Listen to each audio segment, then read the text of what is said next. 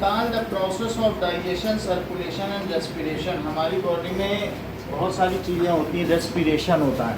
जैसे हम सांस ले रहे हैं और सांस छोड़ रहे हैं, तो क्या जस्मिता ये रेस्पिरेशन है? बताओ।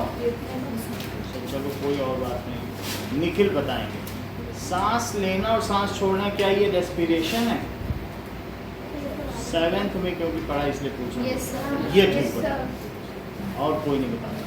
बोल रहे हैं कि ये तो ब्रीदिंग है सर, ये कहाँ रेस्पिरेशन? सबसे अच्छा आद्या ने बताया कि yes sir it is breathing. ये और बाकी कही कह दिया इन्होंने कि जो ग्लूकोज का सेल में टूटना है दैट इज रेस्पिरेशन। तो इनको तो पता होगा ही। खैर, that is what is respiration? That is जब हम ग्लूकोज लेते हैं या खाना खाते हैं, रोटी खाते हैं, तो हमारी हर सेल में एक माइटोकॉन्ड्रिया है। सेल का अगर डायग्राम आपने पढ़ा हो तो उसमें क्या चीज़ होती है? माइटोकॉन्ड्रिया। सेल में न्यूक्लियस भी होता है और एक जगह क्या होता है बताएं? ये सेल में, ये सेल है ह्यूमन सेल, तो इसमें ये इसका न्यूक्लियस है, और न्यूक्लियस के अलावा यहाँ यहाँ क्या होते हैं रेड कलर के? माइटोकॉन्ड्रिया। तो वहाँ पर क्या होगा कि ग्लूकोज, जो चीज़ हम खाते हैं वो चीज़ क्या होती है? ग्लूकोज टूटती है, और ग्लूकोज के टूटने से क्या होगा? क्या एनर्जी निकलेगी? सो व्हेन ग्लूकोज, अच्छा जब तुम मुंह से ग्लूकोज खाते हो तो क्या नाक से सांस भी लेते हो ऑक्सीजन? तो हमने खाया ग्लूकोज और प्लस सांस में क्या नहीं, बोलिए, ऑक्सीजन, तो ग्लूकोज टूट गया। अब ग्लूकोज टूटने से दो चीज बनी, कार्बन डाई ऑक्साइड और प्लस वाटर। अच्छा ये 7th में था कि C6H12O6, और अगर ये खाना खाया हमने, मान लो ग्लूकॉन डी पिया, ग्लूकॉन डी ये जान में जान डाल दे पीते ही, तो ये ग्लूकॉन डी है, ग्लूकोज। और फिर आपने सांस ली, तो ये जो कार्बन है ये हमारे अंदर माइटोकॉन्ड्रिया है। क्या है? माइटोकॉन्ड्रिया। जैसे ये देखो कि ये सेल है, जैसे प्लांट सेल होगा वैसे एनिमल सेल भी होगा। तो ये प्लांट सेल है, ये कैसी सेल है? अच्छा ये न्यूक्लियस निकल गया है, कोई बात नहीं, ये न्यूक्लियस है, तो ये न्यूक्लियस यहाँ पे फिट हो गया। और इसमें क्या रेड कलर का माइटोकॉन्ड्रिया पहचान सकती है जिसमें टूट रहा होगा? ये है, ये है। तो माइटोकॉन्ड्रिया देखो कहाँ है, और ये कटा हुआ और ये फुल है। ये देखो माइटोकॉन्ड्रिया पहचान, ये न्यूक्लियस है, ये देखो न्यूक्लियस, और ये दोनों क्या है? माइटोकॉन्ड्रिया। माइटोकॉन्ड्रिया में क्या होता है? ग्लूकोज टूटता है, और ग्लूकोज ब्रेक डाउन होगा। तो अगर हम आपसे पूछें कि रेस्पिरेशन कहाँ होगा, तो आप कहना इन माइटोकॉन्ड्रिया इन सेल। अगर कोई पूछे ऐसे ही राह चलता हुआ कि हाँ रेस्पिरेशन कहाँ होता है? इसी सेल में होता है, जाओ सेल में, ऐसे बोले। और टीचर पूछे तो पूरा बताना, ma'am in mitochondria in cell, पूरा बताना। माइटोकॉन्ड्रिया पढ़ लेंगे, समझ आया? तो बोलो कहाँ पे होगा?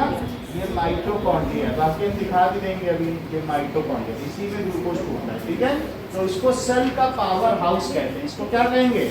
सेल का पावर हाउस। तो रेस्पिरेशन कहाँ होता है? माइटोकॉन्ड्रिया।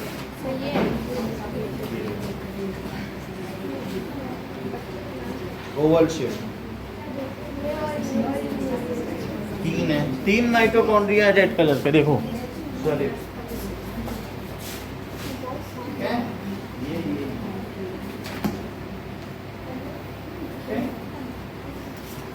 माइटोकॉन्ड्रिया देख लिया आपने, और सेल का न्यूक्लियस कहाँ है? ठीक है, ओके। तो हमने ये देख लिया कि जब हमारी बॉडी में ग्लूकोज टूटता है तो CO2 बनेगी और वाटर बनेगा। CO2 कहाँ से निकल जाती है? नॉस्ट्रिल से। तो जब हमने सांस ली तो O2 गई, उसने सारा ग्लूकोज छोड़ दिया, और जब CO2 बनी वो कहाँ से निकल गई? और वाटर कहाँ से निकल गया? यूरिन से। तो इस तरीके से हमारी बॉडी में जो रेस्पिरेशन होता है उससे दो एक्सक्रीटरी सब्सटेंस बनते हैं। एक क्या बनेगा? दैट इज CO2, वो तो हम ब्रीद आउट कर देते हैं, और नाक से सांस लेना और छोड़ना, ये इस प्रोसेस को क्या कहते हैं? ब्रीदिंग। और सेल में ग्लूकोज के टूटने को क्या कहते हैं? What is breathing? ब्रीदिंग क्या है? It is inhalation. क्या है? Inhalation of O2 and exhalation of CO2। अच्छा, अब मुझे बताओ रेस्पिरेशन क्या है? Breaking down. बहुत अच्छा। ब्रेकिंग डाउन ऑफ, कोई पूछेगा तो बताएंगे। Glucose in cells is called respiration.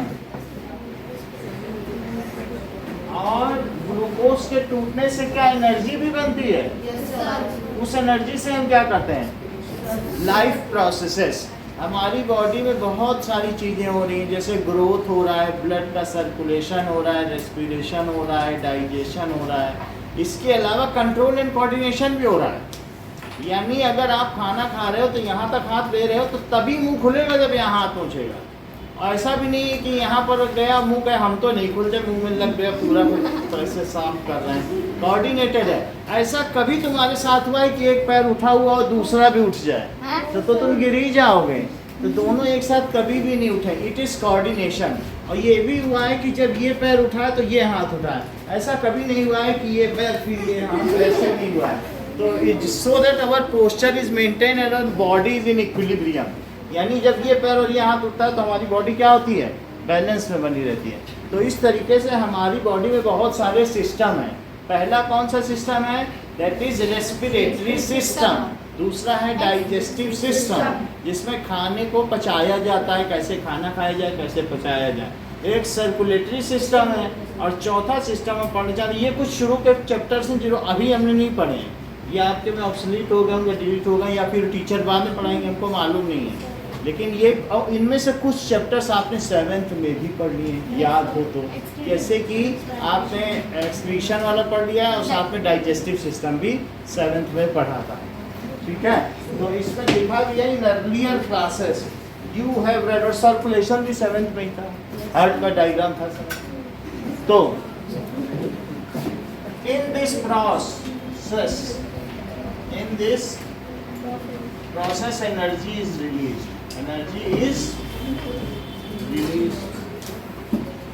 जो कि हमारे बॉडी में सारी एक्टिविटी काम करने के काम में आती है। आपके हम लोग का ऐसा कोई काम हो ही नहीं सकता जो बिना एनर्जी के हो। तो एवरीथिंग नीड्स एनर्जी। इवन जब तुम खाना खा के रात को सोती हो तो सुबह तुम्हें क्यों भूख लग जाती है?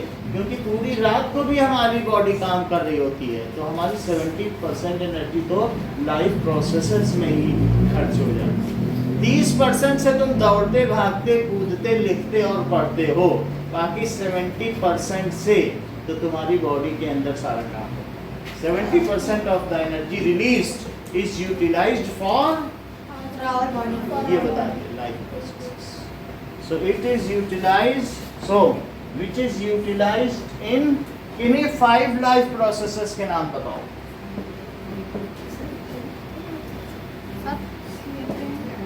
इन लाइफ प्रोसेसेस, जैसे कि इन्होंने बताया ऐसी चीजें जो लिविंग बीइंग में होती हैं उन्हें लाइफ प्रोसेसेस कहा जाता है। तो लिविंग बीइंग में क्या होता है? इन हाँ बोलो, ये ठीक कह रहे हैं। जैसे कैसे तुम पता करते हो कि कोई चीज लिविंग बीइंग है या नहीं?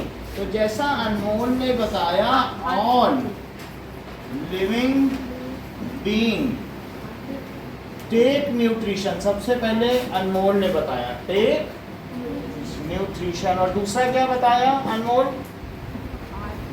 करेक्ट। जैसा इन्होंने बताया कि ग्रोथ, बड़ी बात है, देखो 9th में हो के कितना कुछ जान रहे हैं कि हर लिविंग ऑर्गेनिज्म क्या करेगा बोलो? ग्रो करेगा। न्यूट्रिशन लेगा? ग्रो करेगा और क्या एक्सक्रीट करेगा वेस्ट सब्सटेंस। इवन प्लांट्स में भी विल्टिंग ऑफ लीव्स होती है, पतझड़ होता है, फलों का गिरना होता है, बार्क का निकलना, तो उसमें क्या है ये सब चीज़ें, और हम लोग भी एक्सक्रीट करते हैं। तो पहला न्यूट्रिशन, दूसरा ग्रोथ और तीसरा दैट इज एक्सक्रीशन। और बोलो, क्या तुम चलते फिरते भी हो? कुछ मूवमेंट्स भी होते हैं, तो उसको कहते हैं लोकोमोशन। इसको उसको क्या कहते हैं? लोकोमोशन। और लोकोमोटिव किसको कहते हैं? ट्रेन को। तो दैट इज लोकोमोशन, जो ना चलना फिरना। और लिविंग बीइंग में क्या होता है? बोलो। हाँ, हर चीज बता दिया इन्होंने। रिप्रोडक्शन बोल रहे हैं सर वो चैप्टर ही हम पढ़ने जा रहे हैं। अब देखो ये माइंड होता है बच्चों का, it is quick witted. Reproduction, so ये सारी चीजें लिविंग बीइंग में होती हैं। What does it mean by reproduction?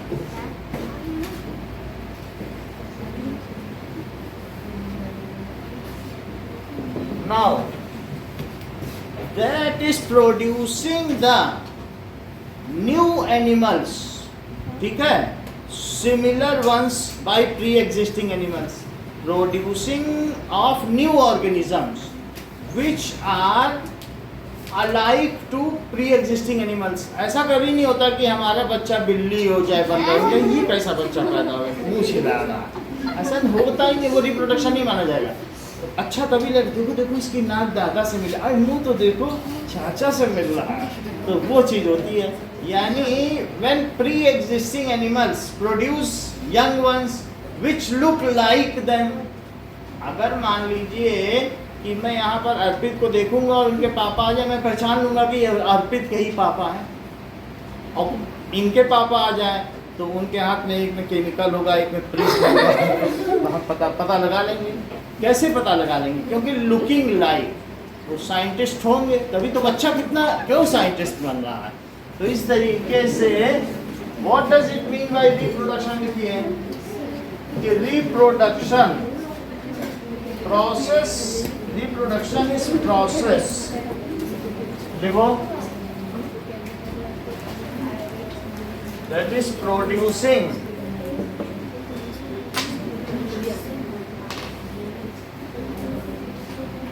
living organism produce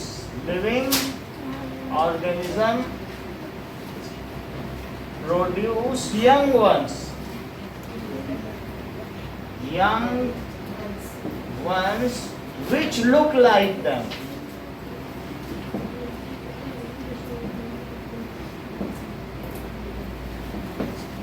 It is called reproduction। Reproduction is essential for continuation of species। मान लो सभी मनुष्य दुनिया के बोल रहे हम रिप्रोड्यूस नहीं करेंगे, हम इतना महंगा कमाते हैं, अपने बीवी बच्चों पे क्यों खर्च करें, 50,000 का मॉल घूमेंगे और बढ़िया, हम क्यों शादी करें, हम क्यों खर्च करें किसी पे, नहीं। तो फिर रिप्रोडक्शन मान लीजिए बंद हो जाए तो क्या ह्यूमन स्पीसीज एट स्टेक नहीं आ जाएगी, खतरे में नहीं पड़ जाएगी। सो जिसमें रिप्रोडक्शन की कैपेसिटी कम होती गई वो चीज़ें खतरे में आती गई। और यही एक बहुत बड़ा रीज़न रहा है कि जो हमारे यहाँ टाइगर एट एक्सटिंक्शन है, क्योंकि वो ज़्यादा रिप्रोड्यूस नहीं करते हैं, ठीक है। तो इस तरीके से रिप्रोडक्शन होता रहे तो क्या होगा, कोई स्पीसीज खतरे में पड़ेगी कि नहीं। और जिनके सबसे ज़्यादा रेट ऑफ रिप्रोडक्शन है, जैसे मच्छर 1 घंटे में 3 लाख नए मच्छर पैदा कर देता है, तो ऐसे में मच्छर दुनिया से कभी ख़त्म हो पाएंगे। तो जिनका रिप्रोडक्शन रेट बहुत ज़्यादा अच्छा होगा तो उनमें कभी ख़त्म ही नहीं होगा कि नहीं।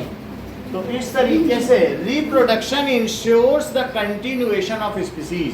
जो रिप्रोड्यूस करती रहेगी स्पीसीज वही तो कंटिन्यूअस बनेगी कि नहीं। रिप्रोडक्शन ensures continuation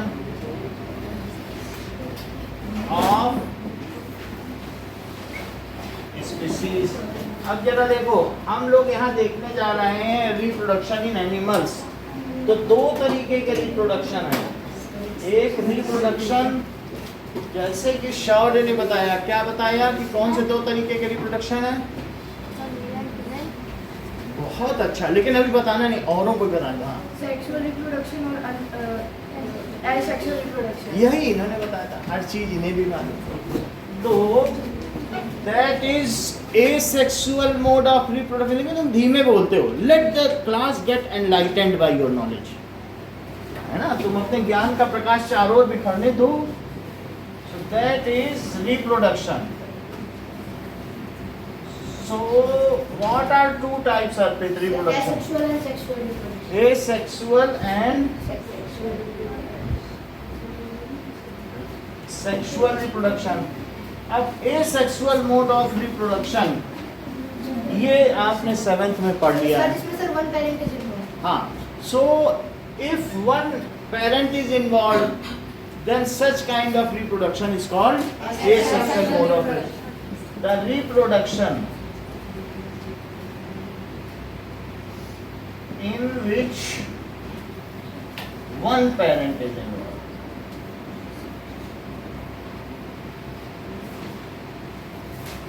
तो ये बहुत सिंपल टाइप का रिप्रोडक्शन है, ये कॉम्प्लेक्स नहीं है। It is simple kind of, complex नहीं है, सिंपल टाइप ऑफ रिप्रोडक्शन। अच्छा, the reproduction in which two parents are involved. और सेक्सुअल रिप्रोडक्शन। हाँ, the reproduction in which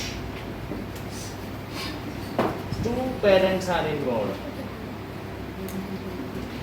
ठीक है, यानी ये कह सकते हो the reproduction, two parents की भी बात कर सकते हो, या ये भी कह सकते हो कि which takes place in that is reproductive organs में, किसमें होता हो, which takes place through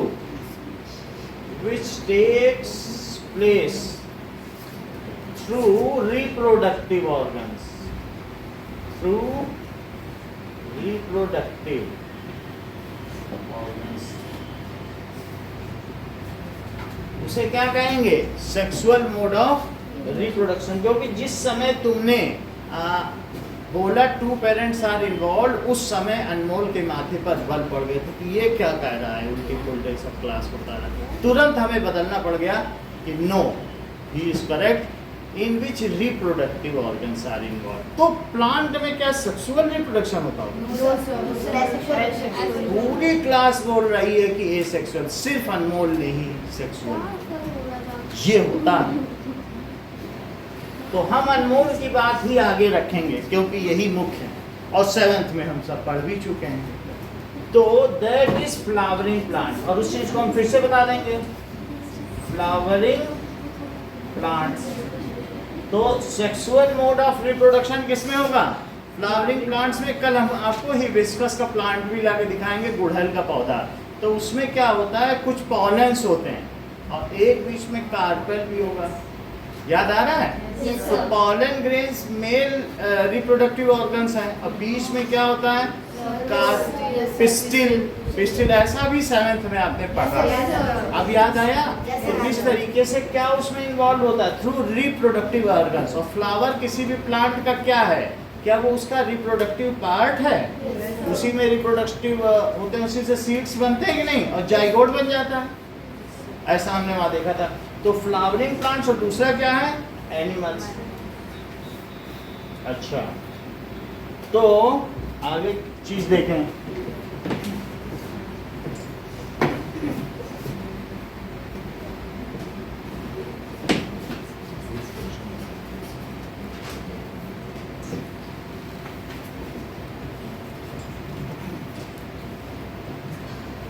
now अब हम कुछ चीजें डिफाइन करेंगे। ब्रीदिंग, रेस्पिरेशन, ठीक है, रिप्रोडक्शन, एसेक्सुअल रिप्रोडक्शन,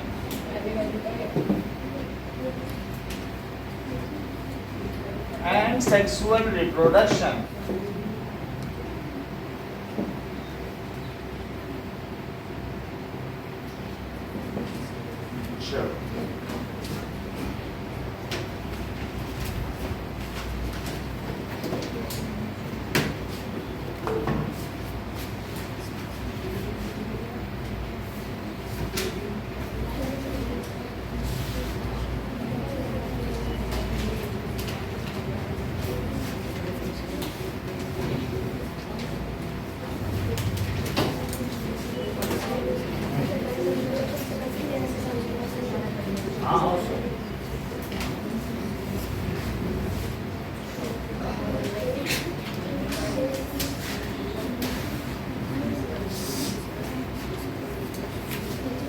ऑफ कर दें।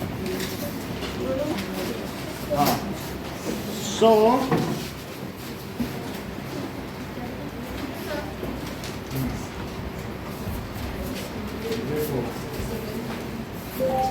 Cell division.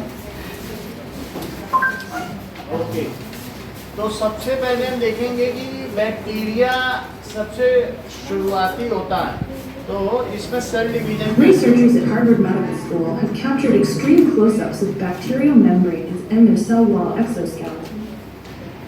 ये देखो, इसमें क्या दिखाया जा रहा है कि सेल डिवीजन कैसे होता है।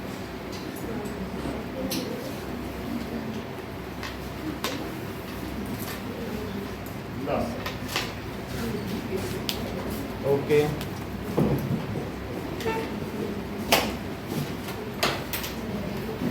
नो,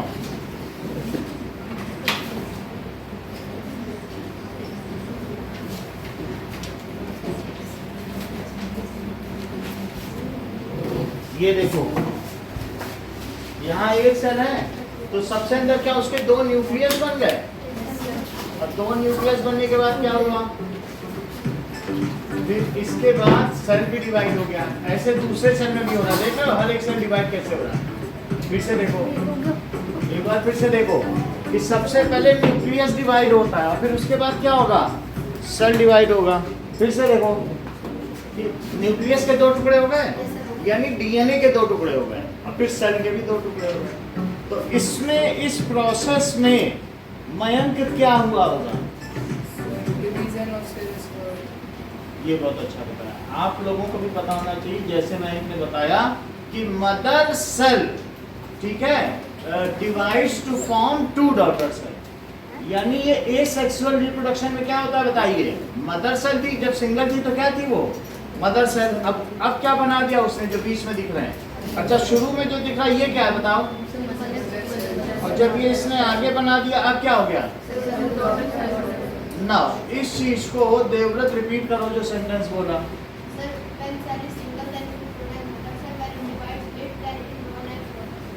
सो इन जो सेल डिवीजन होता है यानी यूनिसेलुलर में, तो उसमें क्या होता है, mother cell divides to form two daughter cell in asexual reproduction. जो डिवाइड किया mother cell divides to form two daughter cell. अच्छा, जो मदर सेल है वो एक यूनिसेलुलर है। और कौन कौन से यूनिसेलुलर ऑर्गेनिज्म है, क्या आप मुझे बता सकते हैं? आपने चैप्टर पढ़ा है माइक्रो ऑर्गेनिज्म में। सो जैसे अमीबा, जैसा एक सेल ही है, पैरा मीशियम, ठीक है, और यूग्लिना भी हो सकता है, और कुछ ऐसे होते हैं जैसे बैक्टीरिया। क्या हो सकता है, बैक्टीरिया। तो इन सब में क्या होता होगा, इन सब में देखो, अमीबा गंदे पानी में रहता है, इसका इरेगुलर शेप है। तुम कहीं का भी गंदा पानी ले लो तो उसमें क्या चीज मिल जाएगी आपको, अमीबा इजीली अवेलेबल। कहीं पानी रुका है तो उसमें अमीबा जरूर होगा। तो अब आप देख लीजिए कि cell division in amoeba, amoeba कैसे रिप्रोड्यूस कर रहा है। तो ये देखो, ये अमीबा है, ये तो क्या तुम्हें ऐसा लग रहा है इसमें ये बीच से कहीं से एक टूटने वाला है, दो पार्ट में टूटने की कोशिश कर रहा है। तो अब ये क्योंकि ये हाईली मैग्नीफाइड है तो यहाँ से ये टूट रहा है, इसकी कीनेसिस हो रही है। टूटने को क्या कहते हैं, और साइटो का मतलब सेल, तो सेल के टूटने को कहते हैं साइटोकिनेसिस। क्या कहते हैं, साइटोकिनेसिस। अब जरा देखो ये टूटने वाला है, मैं थोड़ा सा आगे बढ़ा दूं तो तुम्हें टूटता हुआ दिख जाए, थोड़ा थोड़ा लग रहा है ना। ये देखो जैसे अभी तक लगा कि हिल रहा है, वहां से निकल ही जाएगा, तो अगली बार खींचेगा तो टूट जाएगा।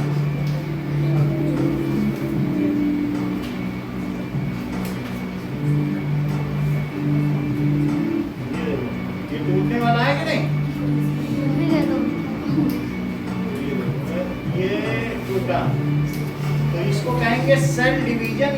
रिप्रोडक्शन है। तो इसमें मदर सेल 2 डॉटर सेल में बदल गई और एक हिस्सा इसका नीचे भी गिर गया। हो सकता है वो वेस्ट वैक्यूल हो, लेकिन ये टूट गया, 2 अलग अलग है, देख रहे हो। तो ये है रिप्रोडक्शन इन अमीबा, ये आपने 7th में पढ़ा है, लेकिन उसके कंटिन्यूएशन के लिए हमें बताना पड़ेगा अभी के लिए, क्योंकि आपको जाइगोट भी बताना पड़ेगा कि क्या होता है, सारी चीजें बतानी पड़ेंगी, सोमा सेल्स, जर्म सेल्स सब बताना पड़ेगा। तो आप ध्यान से देखते जाइए, उसी से भी कंटिन्यूएशन होगा, भूलना कुछ नहीं है। अब हम देखेंगे कि that is division, cell division in paramecium. देखो cell division in paramecium, paramecium shoes like structure होता है। तो इसमें क्या चीज होती है, पैरामीशियम भी 2 पार्ट में डिवाइड हो जाता है। ये देखो यहाँ पे क्या दिखाया जा रहा है, क्या ये बस टूटने की का, ये एक बड़ा पैरामीशियम है, वो भी थोड़ी देर में टूट जाएगा, लेकिन यहाँ टूटता हुआ दिखाया गया। तो इन सब में जो डिवीजन होता है आद्या, तो क्या जो मदर सेल है वो कभी बूढ़ी होती है, कभी मरती है, क्योंकि वो 2 नए अंग में बदल जाती है। इसमें कभी कोई मरता नहीं है, सब अमर जीव है, क्योंकि वो 2 नए में बदल गए, वो फिर 2 नए में बदलते, मरा कौन, मरना होता ही नहीं है इस तरह से। समझ में आ गई बात। तो ये कौन है, ये किसका डिवीजन आप देख रहे हो, तो पैरामीशियम आप देखो अभी टूटा है कि नहीं टूटा। तो ये थोड़ी देर में आप देखोगे कि अलग अलग हो जाएगा। This is paramecium slipper. ये बताओ पैरामीशियम बड़ा होता है कि अमीबा? हाँ बोलो, तुम ही बता सकते हो, इसीलिए तुमसे। अमीबा। अमीबा पैरामीशियम को खाता है, अमीबा पैरामीशियम से 10 गुना बड़ा। तो इसलिए ये देख लो कि ये देख लीजिए न्यूट्रिशन इन अमीबा। तो हम लोगों ने इसका सेल डिवीजन देख लिया। अब देख लीजिए यहाँ पर, ये देखो अमीबा पैरामीशियम को खाते हुए, ये पैरामीशियम घूम रहे हैं और इसने चालाकी से अपने पैर बढ़ा दिए, देखना इसको निकल लेगा, ये इसके कब्जे में आ जाएंगे। ये देखो कब्जे में आ गए। अब इस पे ये डाइजेस्टिव एंजाइम छोड़ गए, इसको पूरा निकल लेगा। जब इसको खा जाएगा तो दूसरा, तो अमीबा किसको खाता है, कहीं जो पैरामीशियम है वो यूग्लिना को तो नहीं खाता, और यूग्लिना क्लेमाइडोमोनास को तो नहीं खाता। इस तरीके से अमीबा से छोटा पैरामीशियम, पैरामीशियम से छोटा यूग्लिना, यूग्लिना से छोटा, ये सभी तुम्हारे बुक में बने हुए हैं माइक्रो ऑर्गेनिज्म। समझ में आ गई बात? देखो खत्म करते हैं। तो आपने यहाँ पर देख लिया। अब एक और दिखा दें आपको बैक्टीरिया में, ठीक है। So that is cell division in bacteria. Bacteria किसमें मिलता है, तुमने कभी बैक्टीरिया खाए हैं?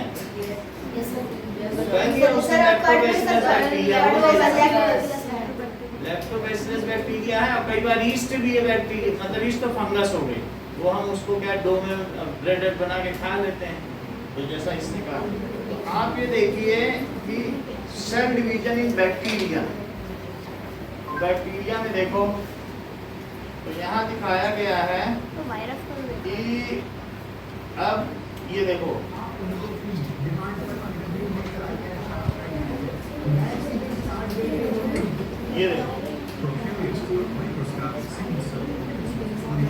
ये बैक्टीरिया है। सबसे ज्यादा प्रजातियां दुनिया में बैक्टीरिया की हैं। देखो ये कैसे टूट रहा है, mother cell to daughter cell, 1 से 2 में टूटना बाइनरी फिजन कहलाता है। ये बैक्टीरिया है और ये अमीबा या पैरामीशियम, उनमें सब कुछ होगा, इसमें कुछ नहीं होगा। तो बैक्टीरिया की जब मैं बात करूं तो तुम ये समझ लेना इसमें कुछ भी ना हो, सिर्फ न्यूक्लियस हो तो वो बैक्टीरिया है। और जिसमें अभी हमने एक सेल दिखाई थी सब कुछ था, माइटोकॉन्ड्रिया के साथ होगे तो तब उसे कहोगे कि यूकैरियोटिक सेल, और जिसमें कुछ नहीं है प्रोकैरियोटिक। कैरियोटिक का क्या मतलब होता है, ये सही कह रहे हैं, ये न्यूक्लियस। तो न्यूक्लियस से बनने से पहले वाला सेल प्रोकैरियोटिक, और यू का मतलब आफ्टर, प्रॉपर्ली न्यूक्लियस बन गया हो, तो इसमें अभी बना नहीं है, तो इसलिए इसे क्या कहेंगे, ये देखो दैट इज अभी न्यूक्लियस कुछ नहीं है, इसके अंदर तुम्हें कहीं माइटोकॉन्ड्रिया मिल रहा है, कुछ दिख रहा है, तो कुछ दिखा। तो ये कौन सा है, प्रोकैरियोटिक। बैक्टीरिया में सिर्फ अंदर डीएनए तैरता हुआ दिखेगा। अब ये चूंकि सॉलिड है, अदरवाइज अगर लिक्विड होता तो फ्लोट करता हुआ दिखता। कुछ ना एनवेलप में ना कुछ है, बस ऐसे ही। समझ में आ रही बात? तो बैक्टीरिया में डिवीजन अब देखते हैं। देखो कैसे डिवीजन है। अब हम आगे की बात करें। तो तुमने ये बात देख ली। अब हम कुछ और भी चीजें देखें। दैट इज एसेक्सुअल तुमने देख लिया। अब हमें देखना होगा सेक्सुअल रिप्रोडक्शन। एसेक्सुअल में कोई बस पार्ट काट दो तो अपने आप रीजनरेट कर जाए, उसको क्या कहते हैं? Asexual reproduction. ये आपने पिछली क्लास में पढ़ा था, तो उसी चीज को मैं बता रहा हूँ। नाउ ये रिप्रोडक्शन इन प्लेन एरिया। ये देखो, ये पूरे प्लेन एरिया रखे हैं। अगर मैं इसको काट के 5 टुकड़े कर दूं तो 1 घंटे में 5 बन जाएंगे। ये देख लो, ये काट भी रहा है, तुम्हारे सामने काटा है। ये देखो, हर चीज इन्हें पता है, क्या करें। इनके लिए टीचर लाना पड़ेगा। ये 5 टुकड़े कर दिए प्लेन एरिया। तो देखो 5 टुकड़े अभी अभी किए कि नहीं? ये देखो, ये प्लेन एरिया।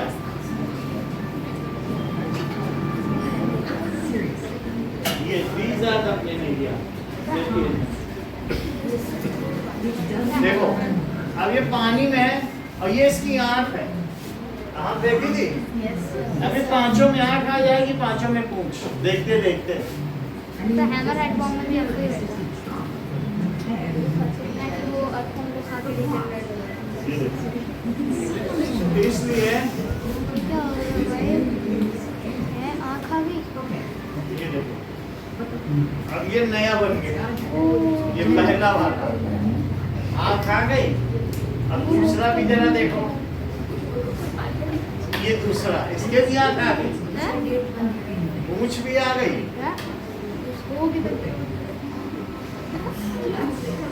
लो, इसमें मोटी भी कर ना। अब ये देखो, तो तुमने प्लेन एरिया देख लिया। अब ये देखो, ये बताओ अनमोल, ये सेक्सुअल रिप्रोडक्शन है कि एसेक्सुअल? एसेक्सुअल, इसमें कटिंग से अपने आप हो रहा है।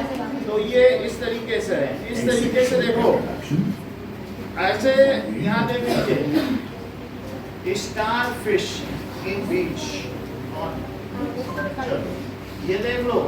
तो इसमें हम लोग देखेंगे अब स्टार फिश में, इसमें भी एसेक्सुअल होता है। ये स्टार फिश तुमने देखा? इसका कोई हिस्सा भी काट दो तो क्या होगा? अपने आप ये क्या करेगी? रिप्रोड्यूस कर देगी। So this is reproduction in star fish में हम लोग देखेंगे।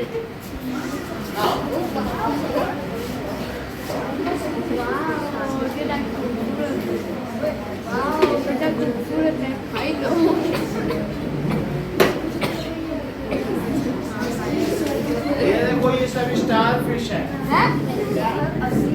असली तो आई है, स्मेल करो पता चल जाएगा। ये स्टार फिश का पिछला हिस्सा।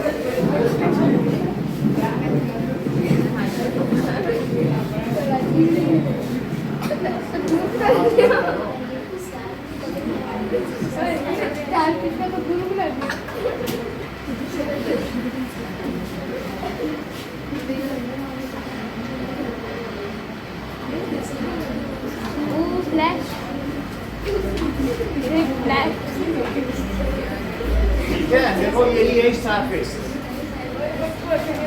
ये तो समझ में आ गई ना? अब वो स्टार फिश की हड्डी इसकी निकल गई। हड्डी में? असली स्टार फिश वहाँ रखी है, उसमें स्किन भी है। अब वो स्टार काट थोड़ी फोड़ने की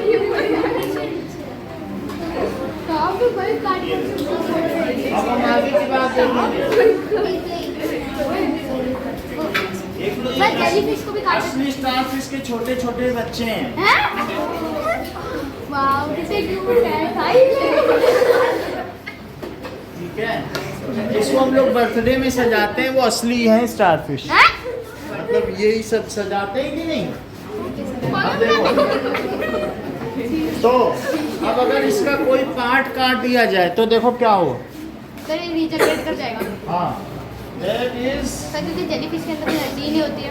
रीजनरेशन इन स्टारफिश। ये देखो, ये तुम्हें यहाँ दिखाई पड़ रहा है कि स्टारफिश का अगर कोई हिस्सा कट गया तो क्या होगा? अरे ये भी एसेक्सुअल मोड ऑफ रिप्रोडक्शन। ये थोड़ा मतलब मिलता जुलता है उसी से। ये देखो, हाँ? ये दो पार्ट कट कर दिए, ध्यान दीजिए। तो अगर एक कट होने के बाद ये चलता फिरता रहेगा और थोड़ी देर में क्या होगा? लो। तो इसमें रीजनरेशन आपने देख लिया।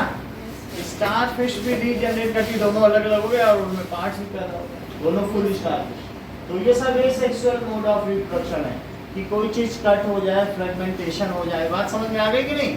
और ये देखो, ये क्या है बताइए? आलू नहीं プレナリアの体を खाता 半分に切ってしまっても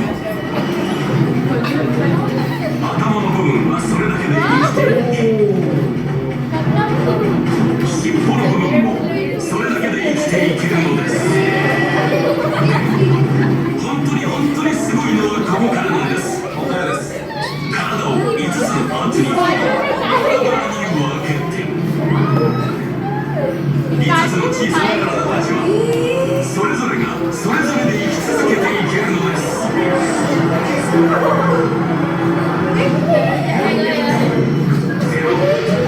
当にすごいこれからなんです。尻尾が再び尻尾が生えてくるのです。 सर मुझे लगता है वो खाएंगे 再び元の大きさにまで戻ってしまうのです。そしてなんと頭を切られた尻尾だけのパーツからは頭が生えそして目まで再生されるのです。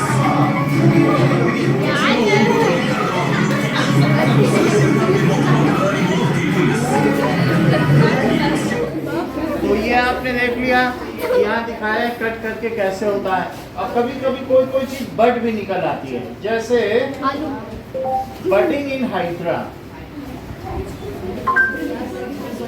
तो ये देखो, Budding in Hydra. Microscopes have revealed an interesting यानी हाइड्रा में क्या होगा? ये देखो, ठीक है। ये हाइड्रा मूव कर रहा है, बहुत छोटा होता है, इतना बड़ा। तो कभी दिखा देंगे, अगली क्लास में यहाँ रखा है, प्लेनेरिया भी यहीं ऊपर रखा है, वो भी दिखा देंगे। माइक्रोस्कोप सर नहीं, ऐसे ही दिख जाएगा। ये देखो हाइड्रा है, हाइड्रा बहुत छोटा होता है, 2 mm का होता है बस। वाह और इसमें धीरे धीरे कोई पोर्शन निकलेगा। माइक्रोस्कोप में तो ये देखो, ये हाँ, ये बडिंग में दिखाएगा। ये हाइड्रा है, देखो इसमें बड निकल रही है, छोटा बच्चा इसी में से निकल रहा है हाँ सर और फिर वो टूट भी जाएगा। फिर से देखो, ये आगे क्यों नहीं गया तो इसमें से बड निकल आई। ये आगे निकल आया आज नहीं, इसका नया बच्चा, ये टूट नहीं देखा गया। तो देख तो लिया It is budding, इसमें से प्रोडक्शन निकलता है और फिर टूट जाता है। This is budding. Now, reproductive organ in flowering plants. देखो, अब हम लोग असली बात पे आते हैं, that is sexual reproduction. That is reproductive organ in flowering plant. देखो जरा, so ये so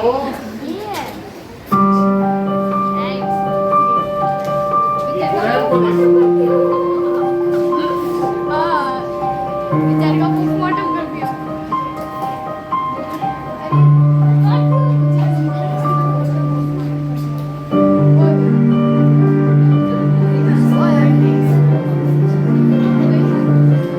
अभी इसके पैटर्न्स हैं। पोस्टमार्टम करके खा रही थी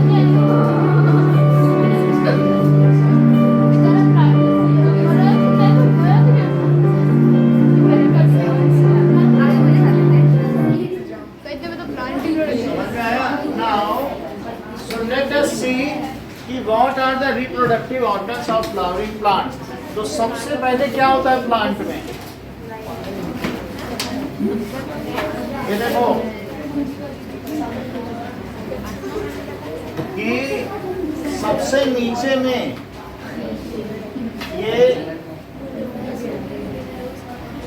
ये सेपल्स हैं, these are सेपल्स, और सेपल्स के ऊपर क्या होगा, petals. Now petals are colourful.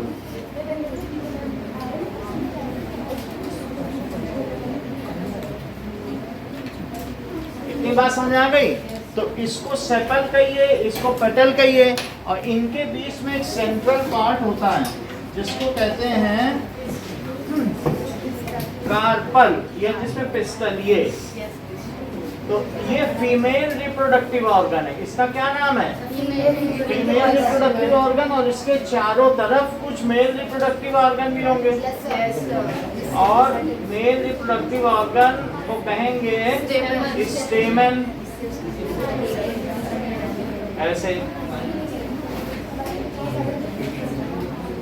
ये। और इनके ऊपर ये देखिए, देयर विल बी एंथर। इसके अंदर क्या होगा, और एंथर के अंदर क्या होगा, पॉलेंस। ये देखो, तो इसके अंदर जो फील्ड है वो क्या है, pollens. Pollens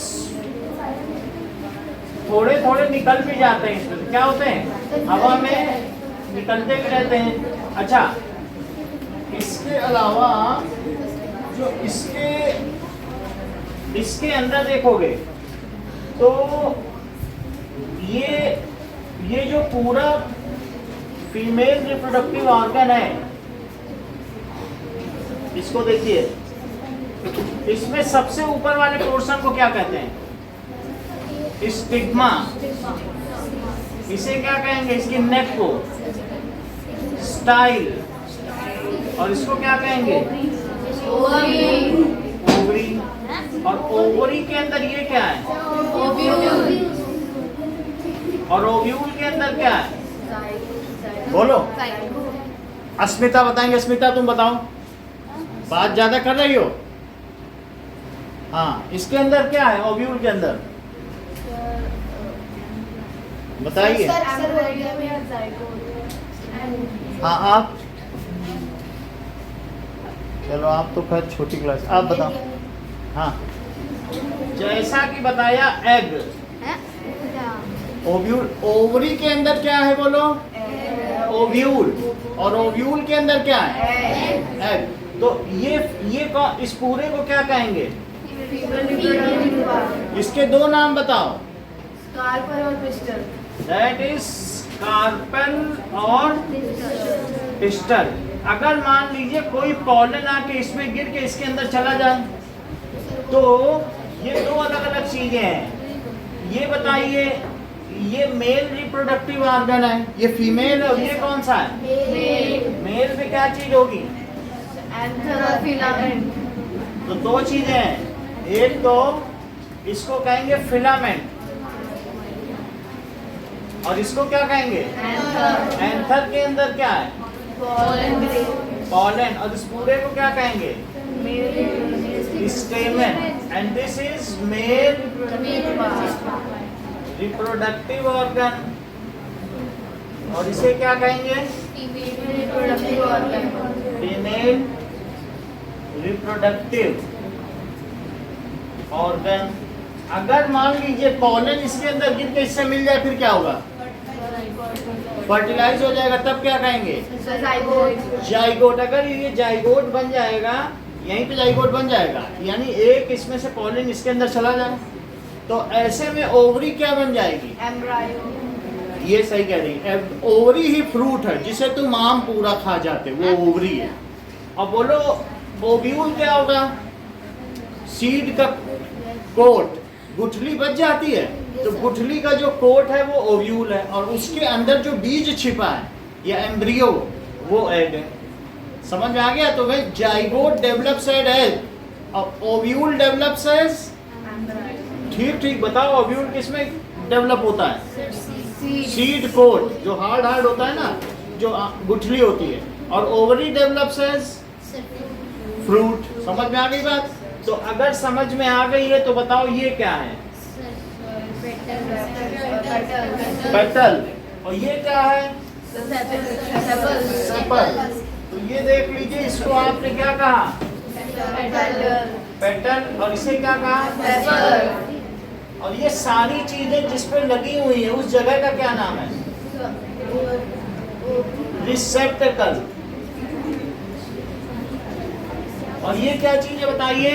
reproductive part of, ये that is reproductive part of plant या reproductive organs. Male and female है इसमें दोनों, तो इसको क्या कहेंगे? Reproductive organs of plant. देखो इस चीज को,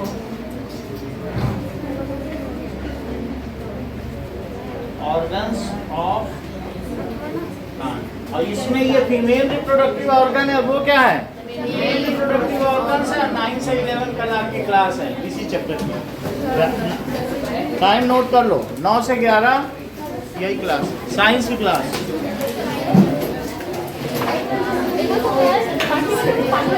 बच्चे